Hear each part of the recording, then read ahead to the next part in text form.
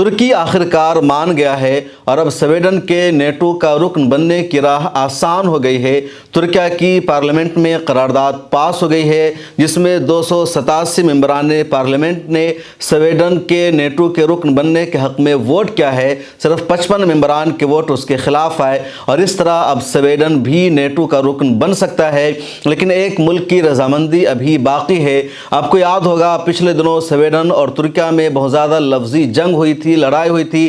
Sweden میں قرآن کریم کی بے حرمتی کی گئی تھی، حضور پاک صلی اللہ علیہ وسلم کی شان میں گستاخی کی گئی تھی، اور اس کے بعد ترکیہ کے صدر رجب طیب اردوغان نے کہا تھا سویڈن گستاخ رسول ہے، وہاں اسلاموفوبیا کو بڑھاوا دیا جاتا ہے، قرآن کریم کا مذاق اڑایا جاتا ہے، اس لیے ہم سویڈن کو نیٹو کا رکن نہیں بننے دیں گے۔ سویڈن جیسا ملک کبھی بھی ہماری اجازت حاصل نہیں کر پائے گا، ایسے ملک کے لیے نیٹو میں کوئی جگہ نہیں ہوگی۔ لیکن اب خبر سامنے آ رہی ہے کہ رجب طیب اردوغان مان گئے ہیں، پارلیمنٹ سے قرارداد پاس ہو گئی ہے، اور اگر سویڈن نیٹو کا رکن بن جاتا ہے تو 32واں ملک ہوگا۔ نیٹو اس وقت کی عالمی تنظیموں میں سر فہرست ہے، اور اس کی رکنیت مل جانے کا مطلب ہے فوجی اور عسکری طور پر بہت زیادہ مدد ملتی ہے، طاقت ملتی ہے۔ ترکیہ واحد مسلم ملک ہے جس کا ممبر ہے، اور اب سویڈن بھی اس کا ممبر بن سکتا ہے، کیونکہ جو قرارداد، جو قانون پاس ہو گیا ہے ترکیہ کی پارلیمنٹ سے، اب اس پر رجب طیب اردوغان کا دستخط ہو جائے گا۔ لیکن رجب طیب اردوغان نے، یا کہہ لیجیے ترکیہ کی پارلیمنٹ نے، یوں ہی اپنی پارلیمنٹ سے اس بل کو منظور نہیں کیا ہے، بلکہ اپنی جو شرطیں عائد کی تھی ان شرطوں کو مکمل ہو جانے کے بعد ہی انہوں نے یہ فیصلہ لیا ہے۔ دراصل سویڈن نے اظہار رائے کی آزادی کے نام پر قرآن کریم کی بے حرمتی کو اپنے یہاں جائز قرار دے رکھا تھا۔ نبی کریم صلی اللہ علیہ وسلم کی شان میں گستاخی کرنے والوں کے خلاف ایکشن نہیں لیا جاتا تھا۔ جب سویڈن سے مطالبہ کیا جاتا تھا، سویڈن کے خلاف احتجاج ہوتا تھا، تو سویڈن کی طرف سے کہہ کر ٹال دیا جاتا تھا کہ ہمارے یہاں اظہار رائے کی مکمل آزادی ہے، اور قرآن کریم کی بے حرمتی کرنا، قرآن کریم کو جلانا، نبی کریم صلی اللہ علیہ وسلم کی شان میں گستاخی کرنا، یا مسلمانوں کے خلاف زہر افشانی کرنا فریڈم آف ایکسپریشن کے دائرے میں آتا ہے، اظہار رائے کی آزادی کا حصہ ہے۔ اس لیے ایسا کرنے والوں پر، بولنے والوں پر کارروائی نہیں کی جا سکتی ہے۔ لیکن رجب طیب اردوغان نے سخت ایکشن لیا اور کہا اگر سویڈن یہ چاہتا ہے کہ اظہار رائے کی آزادی کے نام پر اس طرح کی حرکتوں کو جائز قرار دے، اس کے خلاف ایکشن نہ لے، تو پھر وہ کبھی بھی نیٹو کا رکن نہیں بن سکتا ہے، اور ہم اپنی پارلیمنٹ سے قانون پاس نہیں ہونے دیں گے۔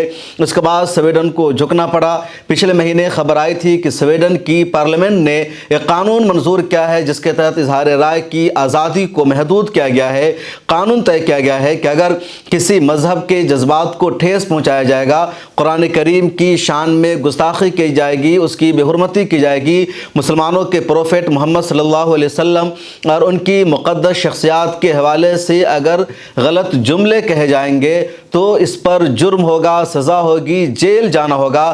جب سویڈن کی پارلیمنٹ نے اس طرح کا قانون بنا دیا، اس کے علاوہ ایک اور معاملہ تھا رجب طیب اردوغان کا سویڈن سے، یہ کہ رجب طیب اردوغان نے، یا کہہ لیجیے ترکیہ کی موجودہ سرکار نے، اپنے کئی گروپ کو دہشت گرد قرار دے رکھا ہے، اور ان گروپوں کو سویڈن سے مدد ملتی تھی، ان کو وہاں سے سپورٹ ملتا تھا۔ رجب طیب اردوغان نے شرط لگائی کہ سویڈن کو ان لوگوں کی مالی مدد یا ان لوگوں کی حمایت بند کرنی ہوگی، ان لوگوں سے ہر طرح کا رشتہ ختم کرنا ہوگا، اور ان کو دہشت گرد تنظیموں کے دائرے میں لانا ہوگا سویڈن کو، تبھی ہم سپورٹ کریں گے۔ سویڈن نے رجب طیب اردوغان کی اس شرط کو بھی تسلیم کیا۔ اس کے بعد ہی ترکیہ کی پارلیمنٹ کی اکثریت رائے سے یہ قانون منظور ہو گیا ہے، اور اب رجب طیب اردوغان کا دستخط بھی منظور ہو جائے گا۔ رجب طیب اردوغان کے اس فیصلے کی ستائش امریکہ نے بھی کی ہے۔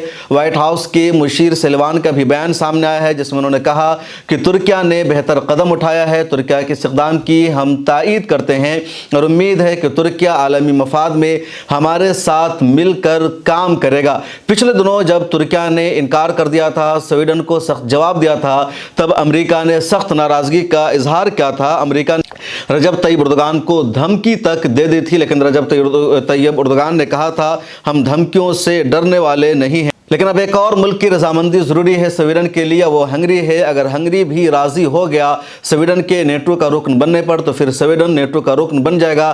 دراصل فن لینڈ اور سویڈن نے یوکرین پر روس کا حملہ ہونے کے بعد نیٹو کا رکن بننے کی درخواست دی تھی۔ نیٹو کا رکن وہی ملک بن سکتا ہے۔ نیٹو کی رکنیت حاصل کرنے کے لیے نیٹو کے تمام ممبر ممالک کی رضامندی ضروری ہے۔ चनांचे फिनलैंड और स्वीडन ने जब नेटो की रुकनीत के लिए दरख्वास्त दी तो ज़्यादातर ममालिक ने सपोर्ट किया, लेकिन तुर्की और हंगरी ने इनकार कर दिया और स्वीडन को अभी तक हंगरी की इजाज़त नहीं मिल सकी है। इस वीडियो में इतना ही। कमेंट सेक्शन में अपनी राय ज़रूर लिखें, फिर मुलाकात होगी।